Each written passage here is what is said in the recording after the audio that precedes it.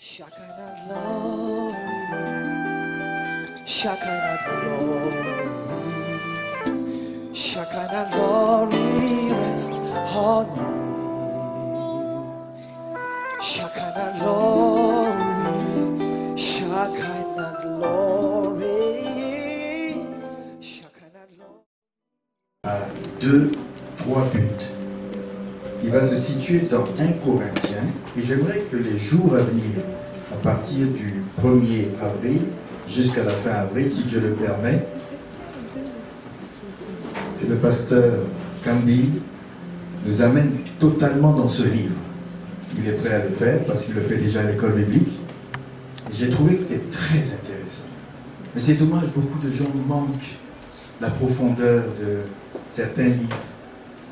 Et je me suis rendu compte quand l'apôtre Marie se posait des questions, les gens étaient avec des points d'interrogation. Il avait envie de répondre, mais parfois ils ne savaient pas trop comment répondre. Parfois ils n'avaient pas de réponse.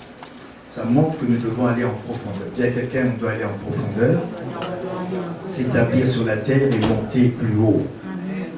Et moi je vais faire une introduction aujourd'hui. Dimanche prochain c'est un dimanche de louange, mais à partir du premier dimanche jusqu'au troisième dimanche, j'ai donné une mission au pasteur Camille de nous creuser le livre de Corinthiens. Quelqu'un dit, je serai là. Je serai là. Vous n'avez pas avec beaucoup de conviction, je serai là. Je serai là. Quels sont ceux qui viennent à l'école biblique? Ibis. Bon, 1, 2, 3. Bon, pasteur lui-même. Non, levez bien les mains. Alors, comme vous n'avez pas toujours l'occasion de venir le samedi, il va vous ramener le pain sur la planche pendant 3 dimanches. Quelqu'un dit 3 dimanches. Avec le mien, ça va faire 4. J'aimerais vous parler ce matin de 3 sortes d'hommes qui existent sur la planète. 3 sortes d'hommes. Et pour cela, je vais vous amener dans 1 Corinthiens chapitre 2 et 3. Je vais vous parler, peut-être vous ne l'avez jamais su, peut-être vous l'avez su, vous l'avez lu, vous l'avez effleuré, mais j'aimerais vous parler ce matin de 3 sortes d'hommes. Et il se trouve aussi dans l'Église. Dans cet épître aux Corinthiens, je pense que moi je fais un petit survol. C'est lors de son 3e voyage missionnaire. Il arrive dans cette ville qui est très peuplée. Il y a des gens de toutes nationalités, des Juifs, des Grecs. Il y a même, on dit dans cette ville, 700 000 habitants. Combien fait la ville de Sherbrooke? 160 000, presque 200 000. Corinthe faisait 700 000 habitants, et dans ces 700 000, dit-on, il y avait au moins 400 000 esclaves. Est-ce que c'est possible, ça? Plus d'esclaves que de personnes libres. 400 000 esclaves, en tout 300 000 citoyens qui n'étaient pas esclaves. Dans cette ville, il y avait un centre religieux, une déesse qu'on adorait dans l'Antiquité, qui s'appelle Aphrodite. C'est-à-dire qu'il y avait des femmes qui se donnaient à cette religion avec la prostitution, et on appelait ça sacré. Donc c'était une ville où il y avait tellement un style de vie complètement immoral que les gens qui vivaient dans cette ville, quand on parlait de toi, on dit tu viens de Corinthe. Corinthe, cette ville, c'est le style de vie qu'on dit dépravé, corinthinisé, corinthisé. Et ça c'est pas une bonne chose. C'est dans cette ville que Paul a reçu une révélation où dans Actes 18, Dieu lui dit, tu restes là. J'ai beaucoup d'âmes à sauver dans cette ville. Imaginez une ville pleine de prostitution, d'idoles. Il y avait d'autres choses et je pense que plus tard vous allez apprendre. Moi, mon but ce matin, c'est d'aller dans les 3 sortes d'hommes. Il reçoit la vision que tu dois rester là, tu dois bâtir une église là. Alors si c'était vous, je ne sais pas quelle chose vous allez faire, fuir ou rester dans cette ville. C'est comme Babylone. Et là, dans cette ville, Paul a le courage de fonder une église. Mais c'est l'église qui lui a causé le plus de mal de tête. L'église de Corinthe. Dans toutes les églises. On peut avoir les églises de Galate, les églises des Romains, toutes ces... Mais celle-là, elle est une église spéciale. Je pense que même que cette église qu'il a fondée, il l'a aussi un peu rejetée. Et elle le comparait à beaucoup d'autres prédicateurs qui sont passés là, et nous allons découvrir cela. Cette église, c'est l'église de Corinthe. Et il y a une délégation qui arrive qui lui amène des nouvelles dans cette ville. De cette ville, c'est les gens de Chloé, au chapitre 1, verset 1, qui lui disent des choses qui se passent, il y a des divisions, il y a vraiment des situations, des frères qui font des procès contre d'autres frères en justice. Alors tu imagines deux personnes qui vont en justice, je vais en justice avec le frère, et puis je dis le frère, au lieu de faire ça à l'église, on règle ça à l'église, mais devant les juges, on est en train de s'accuser. Et là, Paul dit non, ce n'est pas correct. Il y a aussi un homme qui a pris la femme de son père. Il y a toutes sortes de divisions, des gens qui se positionnent derrière Paul, d'autres derrière Pierre qui était passé, d'autres derrière Apollos qui avait vraiment un langage sucré. Et il y avait d'autres qui se sont dit, nous on est ni de Paul, ni d'Apollos, ni de Pierre, nous on est du parti de Christ. Et ils sont restés derrière ce parti-là. Et Paul reçoit encore une seconde délégation de personnes comme Stéphanas, Archaïcus et Fortunatus qu'on trouve dans 1 Corinthiens 16, qui lui apportent d'autres nouvelles encore plus graves, et même qui lui disent que même ton autorité là n'a plus de place là-bas, Paul. Vraiment, on te méprise. Dieu soit loué. Je trouve que cet épître peut nous apprendre des grandes leçons, et avouez à moi. Dites Amen. Amen. Dites un double Amen. Amen. Là où je vais vous amener, c'est les trois sortes d'hommes. Pourquoi il y avait tant de choses à Corinthe? Qu'est-ce qui se fait que Corinthe ressemblait à... cette église de Corinthe avait un tel visage? Verset 1 du chapitre 2, maintenant, nous allons lire ensemble. Je vous ai brossé rapidement. Pour moi, frère. Là, il répond. Il va écrire deux livres. Hein. Le premier... Et même on dit qu'il a écrit 3, mais l'un s'est perdu. Pour moi, frère, lorsque je suis allé chez vous, ce n'est pas avec une supériorité de langage ou de sagesse que je suis allé vous annoncer le témoignage de Dieu, car je n'ai eu la pensée de savoir parmi vous autre chose que Jésus-Christ et Jésus-Christ crucifié. C'est tout ce qui était dans ma tête. Moi-même, j'étais auprès de vous dans un état de faiblesse, paraît-il qu'il était souffrant, de crainte et de tremblement, et ma parole et ma prédication ne reposaient pas sur des discours persuasifs de la sagesse, mais sur une démonstration d'esprit et de puissance, afin que votre foi soit fondée non sur la sagesse des hommes, mais sur la puissance de Dieu. Quand Paul est arrivé dans cette ville, la première chose que j'aimerais aussi vous donner de pouvoir comprendre ce matin, c'est que vous puissiez mettre votre foi dans la puissance de Dieu. Amen. Non seulement ça, c'est la première chose. Pourquoi? Parce que Paul est passé à Athènes, il a prêché, il a sorti des grands mots, et il n'y a eu que très peu de conversions. Mais quand il est arrivé à Corinthe, il y a eu une démonstration de la puissance de Dieu. Alors il s'est dit, c'est une leçon pour moi, quand on parle beaucoup avec des mots succulents, ça ne résout pas tous les problèmes. Ce qu'il faut, c'est que Dieu démontre sa grâce dans sa puissance. Amen. Et la deuxième chose, donc il veut que la foi des gens soit reposée sur quelque chose de concret, de fort, de puissant.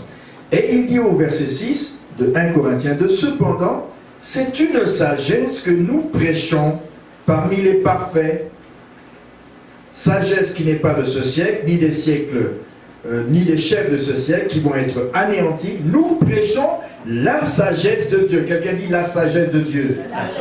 Parce que si tu prêches une sagesse, il s'est reposé sur des philosophes, les épicuriens, les stoïciens, tous ceux de ce monde-là. Et il a utilisé leurs mots, il a joué avec les mots, hein, la rhétorique, et il était là, il était vraiment... Waouh, waouh, waouh. Tu parles bien, Paul, mais tu nous as parlé d'une déesse, la résurrection. Non, il n'a pas parlé d'une déesse, il parlait de la résurrection du Christ. Mais eux, ils ont mal compris et ils sont partis dire, oh, on t'entendra une autre fois. Et là, Paul a eu vraiment une honte devant, il n'y a eu que quelques convertis. Mais quand il est arrivé à Corinthe, c'était autre chose. Quand il est arrivé en Asie, c'était autre chose. Et là, il s'est dit, je vais changer de façon. Je vais utiliser ça, mais je vais me baser sur la puissance de Dieu maintenant. Amen. Amen. Et là, les résultats étaient différents. Mais quand il est venu à Corinthe, il a dit, ah, ce n'est pas la sagesse des hommes qu'il faut utiliser pour prêcher l'évangile, mais c'est la sagesse de Dieu, mystérieuse et cachée. Mais comment avoir cette sagesse?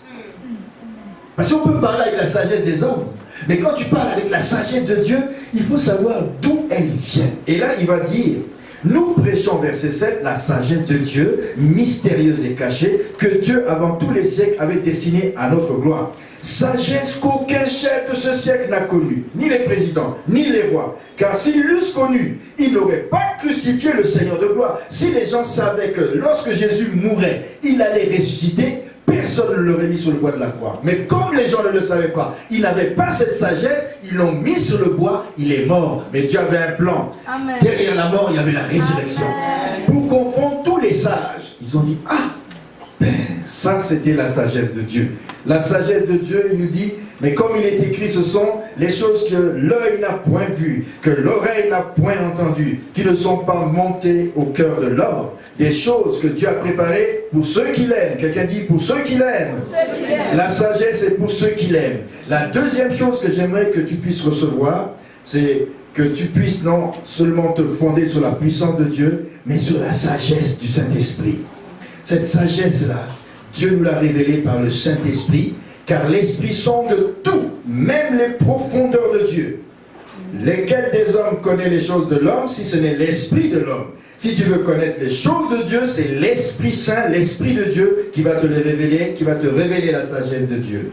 Or, nous n'avons pas reçu l'Esprit du monde, dit Paul, mais l'Esprit qui vient de Dieu, afin que nous connaissions les choses que Dieu nous a données par grâce. Nous en parlons non avec des discours qu'enseigne la sagesse humaine, mais avec ceux qu'enseigne l'Esprit. Employons un langage spirituel pour des choses spirituelles. C'est là que nous allons voir que l'homme a trois parties.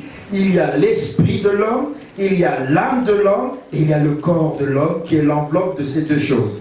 Alors, l'esprit de l'homme qui ne connaît pas Dieu ne fonctionne pas, nous allons découvrir. Mais l'esprit de l'homme qui connaît Dieu va fonctionner. Et si tu ne connais pas Dieu, ou si tu ne marches pas selon l'esprit, tu vas fonctionner avec ton corps, ton âme et ton esprit ne fonctionnent pas.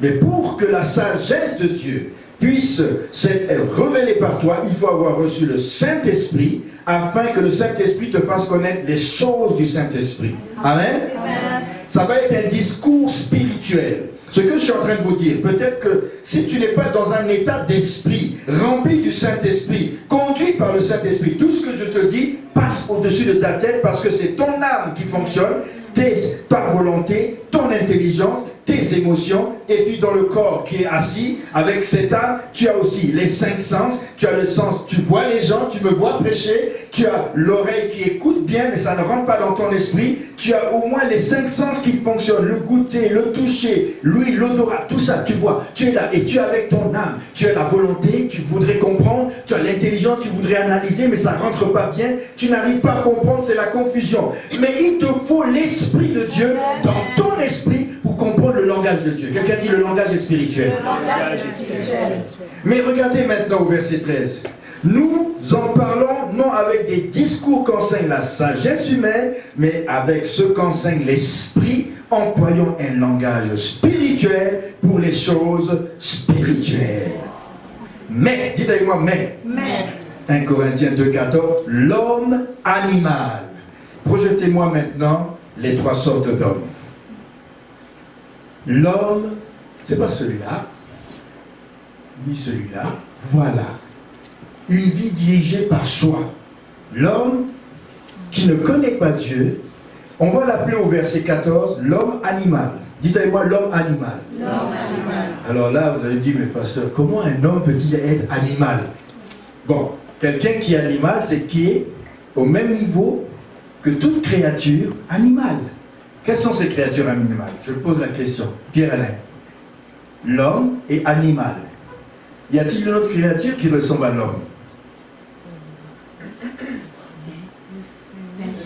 Le gorille. C'est un animal. Mais est-ce que c'est un homme? Non. On appelle un ani. Il peut pousser des cris, il peut faire des singeries, il peut essayer d'imiter l'homme. Mais il reste au niveau inférieur de l'animal. L'homme, si il ne fonctionne pas comme Dieu. Vous le voyez ramasser des choses au bord de la route, manger dans les poubelles. Il est quoi là à ce moment? Animal. Et il est comme l'autre, un animal. Il va ressembler à un chimpanzé. Il va faire des choses dehors. Les animaux, eux, ils font les choses dehors. Ils ne se cachent pas. Les animaux font n'importe quoi. Ils n'ont que l'instinct. Ils n'ont pas trop de sagesse. Et ils n'ont même pas le pouvoir de se tourner et d'adorer Dieu. Qu'est-ce qui fait que l'homme animal est supérieur? Qu'est-ce qui fait cela? Oui, il réfléchit, il crée. Est-ce que les oiseaux créent? Les chimpanzés créent? Créent. L'homme animal a un esprit, une intelligence supérieure. Il est créé à l'image. C'est le seul parmi les êtres créé à la ressemblance, selon la justice, selon la sainteté. Sa ressemblance commence d'abord par son image. Quand on a vu le séminaire, on dit que l'homme, il est créé pour regarder vers Dieu. Il a le reflet de la gloire de Dieu sur lui, nous dit Paul aux Corinthiens. Et ensuite, la femme qui est avec lui est créée pour être à la gloire de l'homme. Donc quand il a reçu le reflet de Dieu qui est sa mission, il se tourne vers sa femme, il reflète vers la femme. Et elle devient à l'image de l'homme. C'est l'homme qui montre à la femme la direction. Mais s'il n'a pas reçu de Dieu les choses, les directives, quand il se tourne vers sa femme va être reflétée à l'image de ce que lui, il aura reçu de Dieu. Et s'il n'a rien reçu de Dieu, elle va, bon, s'il a de la colère, elle va refléter la colère. S'il a de la joie, elle va refléter la joie. Quelqu'un est avec moi? L'homme est créé à l'image de Dieu pour recevoir spirituellement les choses de Dieu. Mais si l'esprit de Dieu est coupé, c'est fini. Tout ce qu'il peut donner à la femme, qui reçoit de l'homme, qui est le chef, le képhalé, la tête, qui doit donner la direction, eh bien il va donner une mauvaise direction. Et si le contrôle est pris par la femme, c'est encore plus catastrophique. Est-ce que vous me suivez? Ça c'était le but du pasteur Olivier qui nous a dit, le képhalé, la tête, qui reçoit de la gloire de Dieu et qui projette l'image sur la femme et la famille. Ça c'était le but de ce message si formidable que j'aurais aimé que tous les couples soient là, même les non mariés ont reçu. Quelqu'un dit Amen. Amen. Quelqu'un dit l'homme animal. On le trouve encore au verset 14, on dit l'homme animal ne reçoit pas les choses de l'Esprit de Dieu. Pourquoi? Car elles sont folies pour lui. Il ne peut les connaître car c'est spirituellement qu'on les reçoit. Quelqu'un dit spirituellement. Cet homme-là, il a une vie qui est dirigée par lui-même. Regardez, le M, c'est le moi. Son moi est assis sur la chaise, qui est le trône de sa vie. Le cercle, c'est le cercle de sa vie, de son existence. Il y a toutes sortes de choses dans ce cercle. Mais la seule chose, c'est que cette personne qui est assise sur la chaise, la croix de Jésus, le Christ n'influence pas sa vie, parce que Christ est en dehors du cercle de sa vie. C'est pourquoi on l'appelle l'homme animal.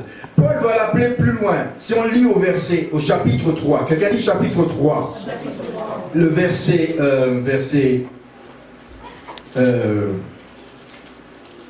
bon, on va lire le verset 1 à 3 pour mieux comprendre. Pour moi, frère, ce n'est pas comme à des hommes spirituels que je vous ai parlé, mais comme à des hommes charnels, on verra celui-là tout à l'heure, à des enfants en Christ, je vous ai donné du lait, pas de la nourriture solide, parce que vous ne pouvez pas supporter. En effet, verset 3, puisqu'il y a parmi vous de la jalousie, des disputes, n'êtes-vous pas charnels, et ne marchez-vous pas selon l'homme. Et le mot homme ici, on le retrouve au verset 4, car l'un dit, moi je suis de Paul, moi d'Apollos, n'êtes-vous pas des hommes naturels, des hommes animaux, animal. C'est-à-dire que l'homme naturel, livré à son instinct, il dirige sa propre vie. Je ne connais pas Dieu, je suis moi-même Dieu, je suis assis sur le trône de mon cœur, c'est moi qui guide ma vie, je fais comme je veux, Dieu c'est moi, Dieu c'est ça, Dieu c'est l'argent, Dieu c'est comme je le pense. Parce qu'il n'a pas l'esprit de Dieu pour comprendre les choses de Dieu, il ne reflète pas la gloire de Dieu, son esprit est mort. Est-ce que nous sommes ensemble? L'homme animal, c'est un homme naturel, c'est monsieur tout le monde dehors. Et il peut se trouver dehors, mais s'il n'est pas converti, il peut être assis aussi. Mais il ne reçoit pas les choses de Dieu. Quand il écoute, il raisonne, il dit, mais c'est une folie cet évangile. Je ne comprends rien. Parce que son esprit n'est pas renouvelé, régénéré, né de nouveau. Quand il naît de nouveau, c'est qu'il a donné son cœur à Jésus. Quand il naît de nouveau, il devient un homme. Deuxième image. Conduit par... Non, pas celui-là, l'autre. Conduit par l'esprit. C'est un homme dit... L'autre image. Il y en a trois. Voilà. Un homme dirigé par le Saint. Par le Saint. C'est-à-dire que là, vous voyez le M, le moi, il est par terre. La chaise qui est le trône de son cœur, la croix est dessus. Normalement, si j'avais un dessin à ma façon, il serait à genoux devant la chaise et la croix qui est sur la chaise.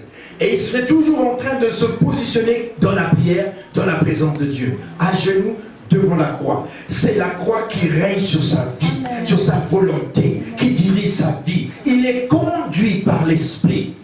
Le centre de sa vie, c'est sur Christ. Il se fie à la puissance du Saint-Esprit. Il témoigne de Jésus. Il prie avec efficacité. Il comprend la parole. Quelqu'un dit, il comprend la parole de Dieu.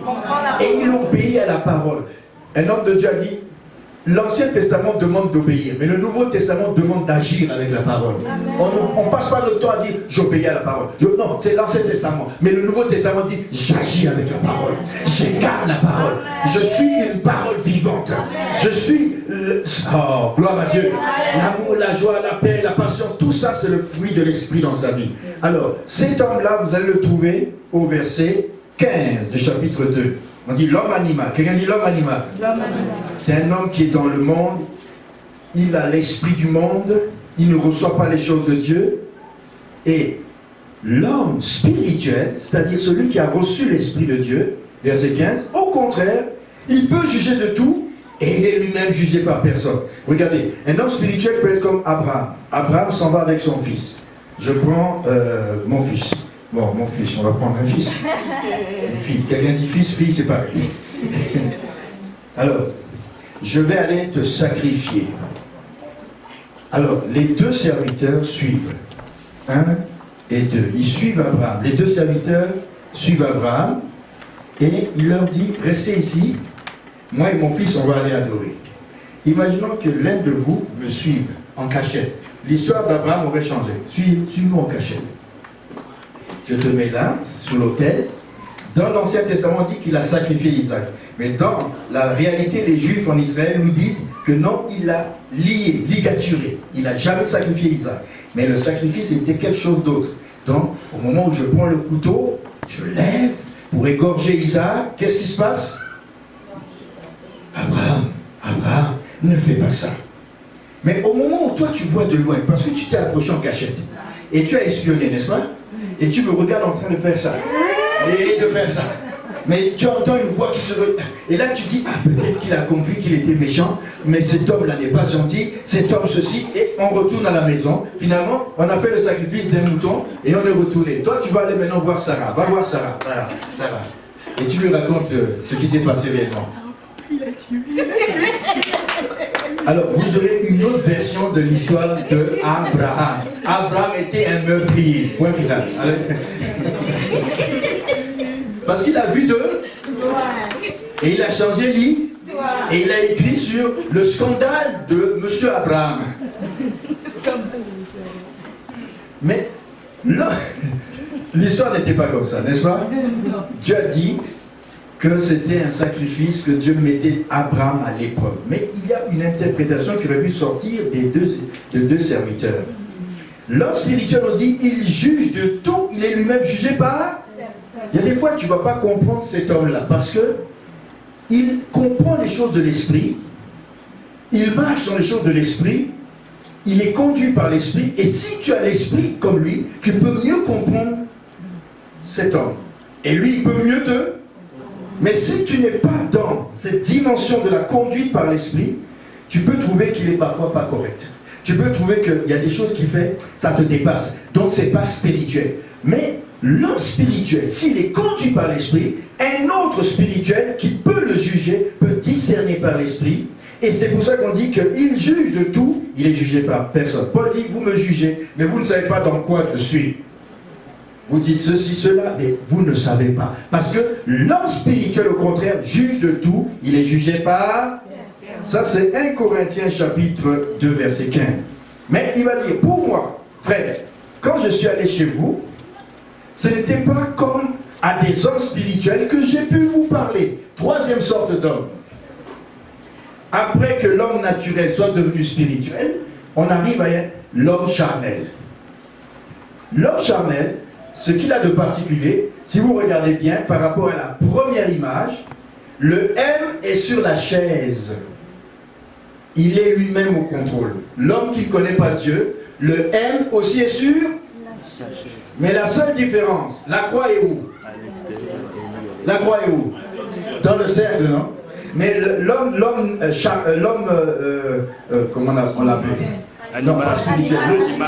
Animal. La croix était où? Dans le. En dehors du. Bon, voilà, ça c'est. Voyez-vous, la seule différence, c'est que la croix est à l'intérieur de sa vie, mais il est assis sur la chaise. Maintenant, l'autre que vous avez mis juste un peu avant, la croix, il est assis sur la chaise, l'homme dirigé par soi-même, l'homme animal, la croix est en dehors. Regardez, remettez l'homme charnel. Si cet homme-là ne change pas de vie pour devenir un homme spirituel, le même sort qui est réservé à l'homme naturel, lui est réservé. Parce qu'il marche dans la chair. Et il marche comme un homme de ce monde. Et la différence, c'est que s'il est dans le monde, on le voit, l'autre il boit, il se saoule. Il ne connaît pas Dieu. Toi aussi tu bois, tu te saoules, tu fais comme lui. Où est le sort de ces deux? Est-ce que c'est parce que Christ est dans le cercle? Mais la Bible dit qu'il ne soit même pas nommé des choses comme ceux du dehors. Donc la fin de cet homme et la fin de l'autre qui ne connaît pas Dieu, c'est le même sort. C'est pourquoi il faut que nous soyons des hommes spirituels guidés par l'Esprit de Dieu. Sinon il dira, au dernier jour, je ne te connais pas, ouvrier de l'iniquité, toi qui fais les choses contraires. Amen. Amen. Donc, le chrétien charnel, voilà, il ignore son héritage spirituel. Il manque de foi. Il désobéit à Dieu, comme l'homme du monde qui ne connaît pas Dieu. Il manque d'amour envers Dieu. Et son prochain ne prie que peu, n'éprouve pas le désir de lire la Bible. Il est légaliste, il a des pensées impures, il est jaloux. Et on le voit ici, Paul écrit à cela, il dit, pour moi frère, ce n'est pas comme à des hommes spirituels que je vous ai parlé. Oh, j'aimerais parler ce matin à des hommes spirituels. J'aimerais que, à partir de maintenant, jusqu'à dans les 9 mois prochains là, qui vont arriver, avril jusqu'à décembre, vous commencez à marcher comme des hommes spirituels, en montant dans des hauteurs comme l'aigle royal. Et quand vous descendez sur la terre, vous dominez comme le lion. Vous dominez sur la chair. Vous dominez sur les circonstances autrefois qui vous intriguaient. Vous êtes maintenant conduit par l'Esprit de Dieu. Et vous êtes là où Dieu veut que vous soyez. Dis à quelqu'un, dis à une personne, deux personnes, je serai là où Dieu veut que je sois. Parce que je deviens un homme spirituel. Parce que de mon attitude, je vais atteindre l'altitude. Est-ce que vous comprenez? Ça s'appelle après le séminaire. Oh, altitude, oh, attitude, oh, mais l'attitude se définit par ces trois sortes d'hommes. Si tu veux rester dans l'attitude de l'homme charnel, c'est toi. Si tu veux être dans l'altitude et dans l'attitude de l'homme spirituel, tout dépend de ton choix des trois sortes d'hommes. Si tu es né de nouveau, gloire à Dieu. Mais si tu n'es pas né de nouveau, après ce message, on va prier pour ta conversion. Amen. Amen. Et si tu es né de nouveau, attention que tu ne ressembles au chrétien charnel. Lui, Christ là, hein, position number 0 là-bas. Moi, avant tout, mes affaires, avant tout.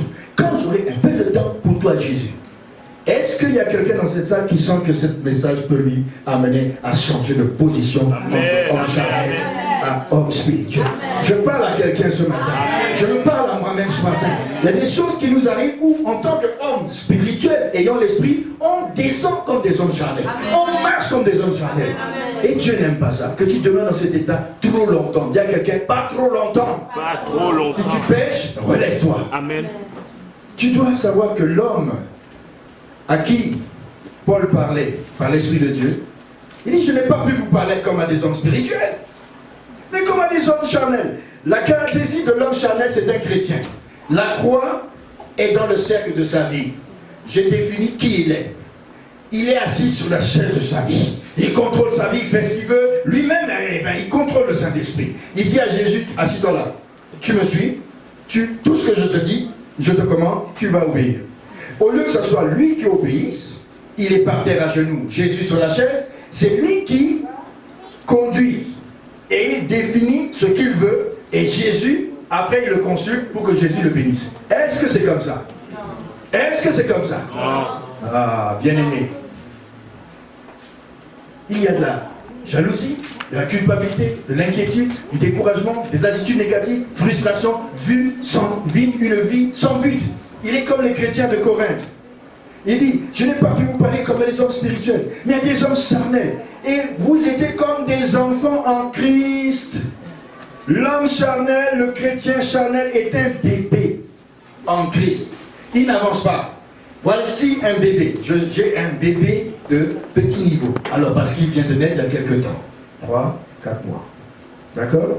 Est-ce qu'il y a des bébés plus âgés? Oui. Non, ils ont le même nombre de 4 mois. 3 mois, 4 mois. Ah, et puis là-bas au fond? 2 mois. 2 mois. 2, 3, 4. Quelqu'un dit 2, 3, 4. Bon, maintenant, on arrive à des enfants. Tu dois te comporter comme un petit enfant. Non. Pourquoi?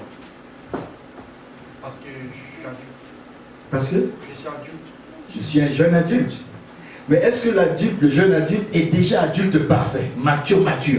Parce que tu sais qu'il y a jusqu'à 40 ans, il y a des jeunes adultes, il y a des adultes qui se comportent encore comme des enfants. Hein? Et tu les vois, je vois des gens hein, sur le PlayStation. Comment ça? Ils aiment ça, ils passent des heures. Ils disent, tu n'as pas autre chose à faire? Non, c'est tellement bon. Ça, c'est ça, certains jeunes adultes, ils aiment le PlayStation, ils aiment la télé, ils aiment des choses comme les jeunes font. Mais à un moment, il faut que tu saches que tu as des responsabilités. Dans la vie, on a des responsabilités. Et ça fait de nous des adultes. On doit avoir un foyer, on doit bâtir un avenir, mais si on reste toujours à faire des petites choses comme certains jeunes, il y a un passe-temps, mais quand on est trop dans ces choses-là, c'est qu'on comprend que notre vision est très limitée. Et il y a des chrétiens qui, à Corinthe, étaient charnels, ils étaient comme des enfants, des bébés en Christ, et je vous ai donné du lait, non de la nourriture solide. On donne du lait à bébé. Si on continue à donner du lait au jeune adulte qui s'appelle Yves Emmanuel, qui a été baptisé ici, et que tu comprends juste les ABC comme le bébé, alors tu peux rester même jusqu'à 19 ans comme un bébé en Christ.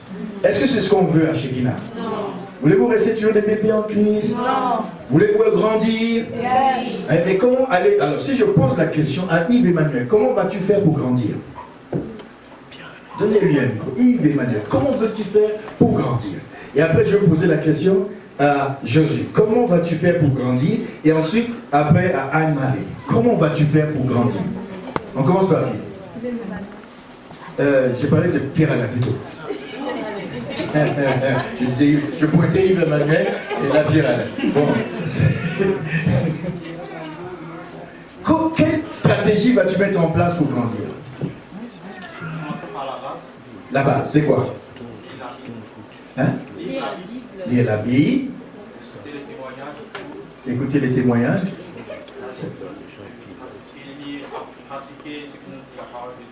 D'accord. Bon, ça c'est. On dit Amen. C'est sa stratégie. Hein? On va aller à quelqu'un d'autre. C'est qui que j'ai choisi ensemble? Josué. Toi-même, vas-y. Quelles sont tes stratégies pour devenir un adulte? Je dirais la lecture simple, c'est une lecture assidue et une méditation profonde de la parole de Dieu s'impose. Oui. Participer au culte aussi pour recevoir de la parole de Dieu, apprendre de ceux qui sont plus ancrés, plus enracinés dans la parole de Dieu. Amen. Et beaucoup prier. Et beaucoup prier. D'accord. On va aller à Anne-Marie. Ça, ce sont ces stratégies. Hein. On va vérifier tout ça à la fin de l'année. Amen. Mais si je me refais à ce que l'apôtre a dit tantôt, c'est s'affectionner des choses du royaume.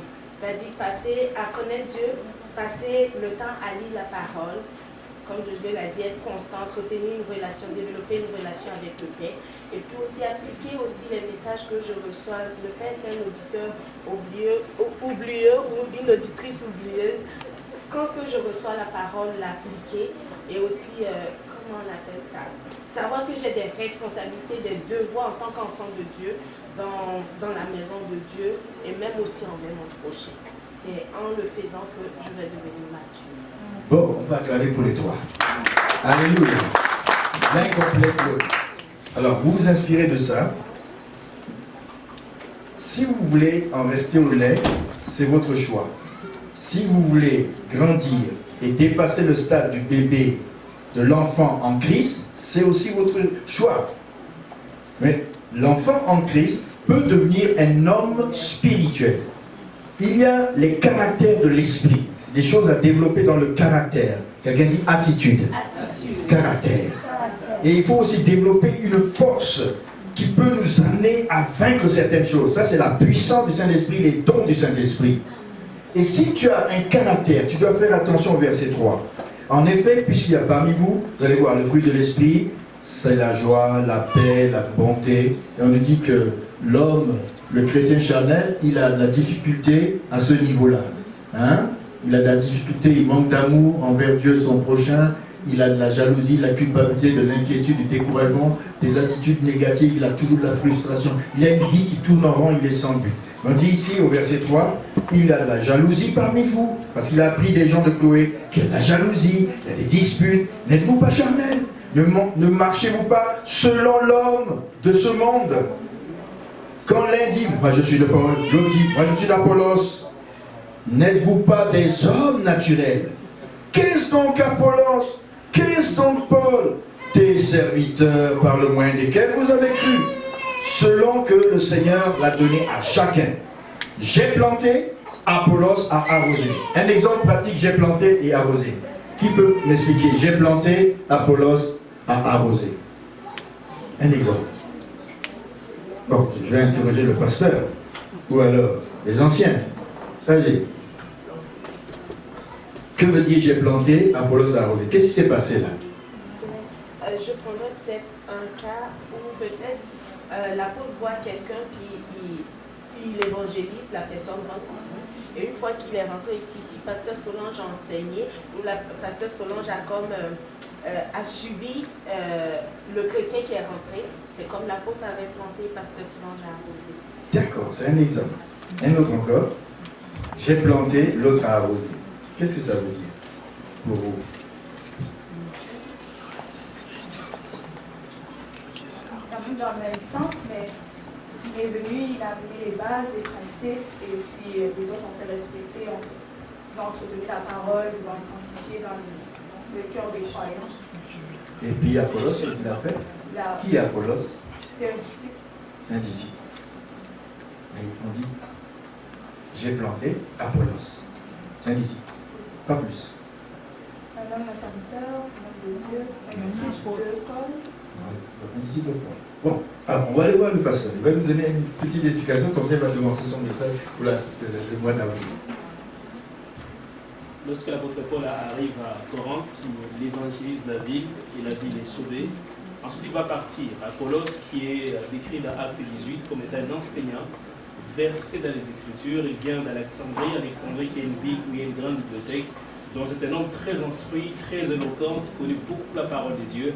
Et lui, donc, son passage à Corinthe va permettre à l'Église de grandir dans la connaissance de la parole. Donc, Apollos, très instruit, vient d'une ville d'Alexandrie, en Égypte, très bibliothécaire. C'était des gens versés dans les Écritures. Il arrive, il prêche. Puis il prêche dans un grec là, très succulent. Les gens disent, Paul, t'es pas comme Apollos, hein? Et la suite? Donc c'est ça, donc il prêche et il enseigne, surtout il enseigne. Et quand il part, les gens prennent parti, certains prennent parti pour lui.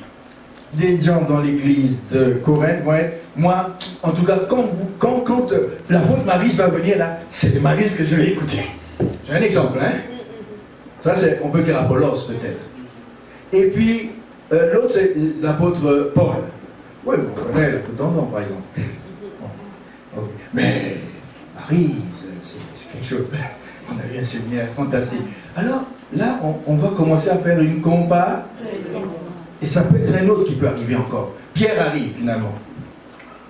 Et Pierre arrive dans l'église de Corinthe, et apparemment, lui, quand il prêchait, il racontait beaucoup plus des histoires qu'il a passées avec Jésus. Voilà. Et les gens disent, voilà, lui quand il parle, il était avec Jésus, il sait de quoi il parle parce qu'il était avec Jésus. Mais Paul n'a pas vu Jésus, n'a pas été avec Jésus. Apollos, pas bien. Mais en tout cas, lui, c'était un disciple direct.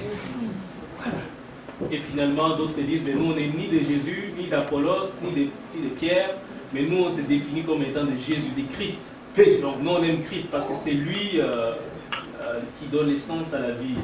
Alors, il y a combien de partis, alors, à ce moment-là, dans l'église de Corinthe? 4. Le parti de? Le parti de? Le parti de? Et le parti de?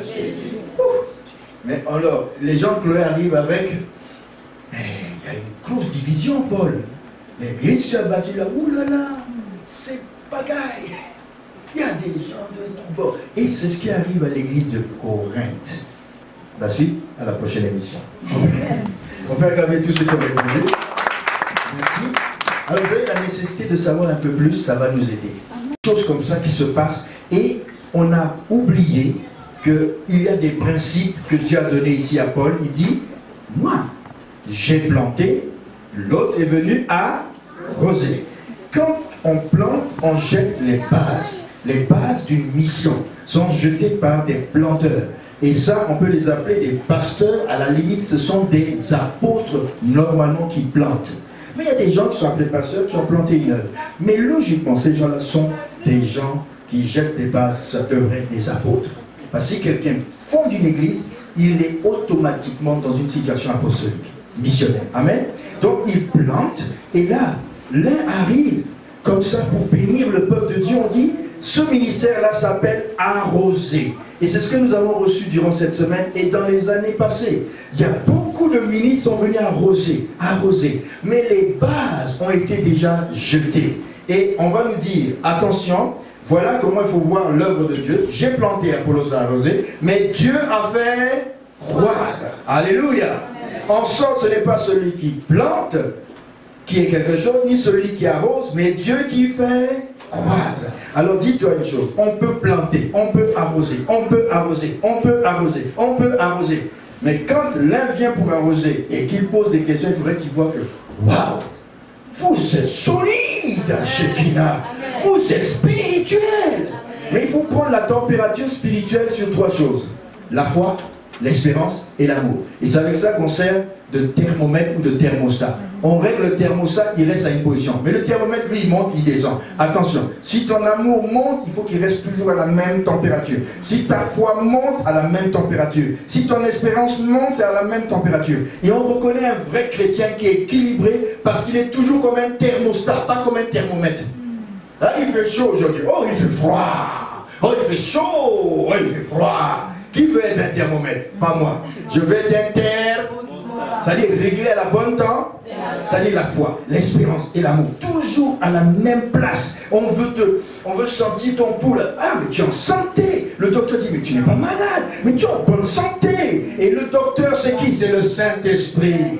C'est lui qui peut voir. Et puis quand d'autres docteurs viennent pour essayer d'examiner les chrétiens, ils vont voir si vous êtes vraiment à une bonne température et ils vont le sentir. Ils vont sentir si on est une église à la bonne température. Ils vont le sentir s'ils sont spirituels. Mais l'homme spirituel juge de tout, mais l'homme charnel ne pourra pas comprendre ça. Mais je veux que dans cette famille, il y ait des hommes spirituels. Oh, je sens qu'il va y avoir des hommes qui vont développer leur spiritualité et qui ont compris qu'il ne faut pas rester dans cet état de choses comme les gens de Corinthe. Amen. Amen. Et pour terminer, on nous dit ici, car nous sommes ouvriers avec Dieu, et vous êtes le champ de Dieu, l'édifice de Dieu. Amen. Selon la grâce qui m'a été donnée, j'ai posé le fondement comme un sage architecte. Amen. Amen. Et un autre a bâti dessus. Mais que chacun, on va lire le verset 10. Alléluia. On va lire le verset 10. Amen. On va lire à partir de selon la grâce. Vous êtes dans le 1 Corinthiens 3, 10 ? Oui. 1, 2, 3, on y va. Selon la grâce de Dieu qui m'a été donnée, j'ai posé le fondement comme un sage architecte. Et un autre a bâti dessus. Mais que chacun prenne garde à la manière dont il bâtit dessus. Car personne ne peut poser un autre fondement que celui qui a été posé, à savoir Jésus-Christ. Amen. Amen. Quelqu'un dit voilà la fondation. Voilà le fondement. Or, si quelqu'un bâtit sur ce fondement avec de l'or, quelqu'un dit de l'or, de l'argent, des pierres précieuses, du bois, du foin, du chaume. Qui veut bâtir avec de l'or dans cette salle? Non, qui veut bâtir sur le fondement qui est déjà établi apostoliquement à Shekinah, un fondement qu'on appelle Christ. Qui veut bâtir avec de l'or, sincèrement parlant? Qui? Moi. Bon, je souhaite que vous bâtissez avec de l'or, parce que si ce n'est pas l'or, le choix que tu peux faire, second choix, c'est de l'argent. C'est moins important. Des pierres précieuses.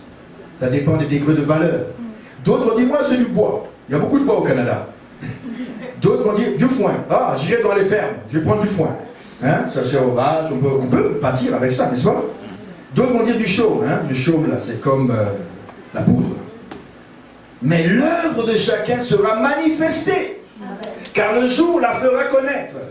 Parce qu'elle va se révéler au travers du feu. Et on nous dit, le feu, là, c'est quoi? C'est les yeux du Seigneur. Il y aura un tribunal qu'on appelle le tribunal de Christ. Là, on fait tout ce qu'on veut. On veut grandir, c'est nous. On veut rester spirituel, c'est nous. On veut être charnel, c'est nous. On veut bâtir, pas bâtir, c'est nous. Mais Dieu est en train de calculer tous les records Guinness de ta vie.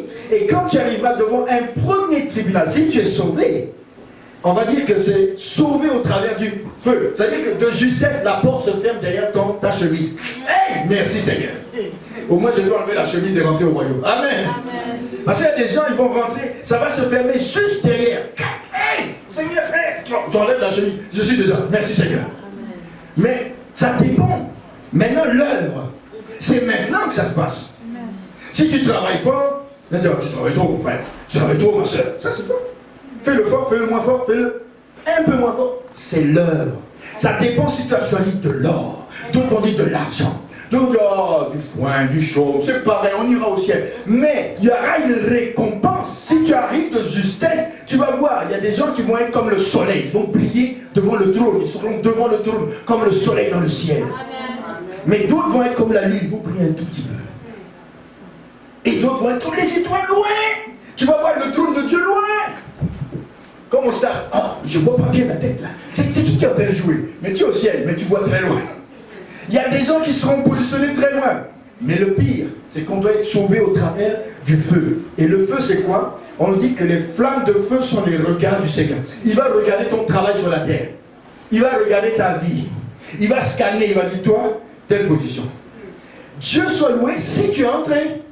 Mais pour d'autres, Paul dit qu'ils seront disqualifiés. Carrément de la course.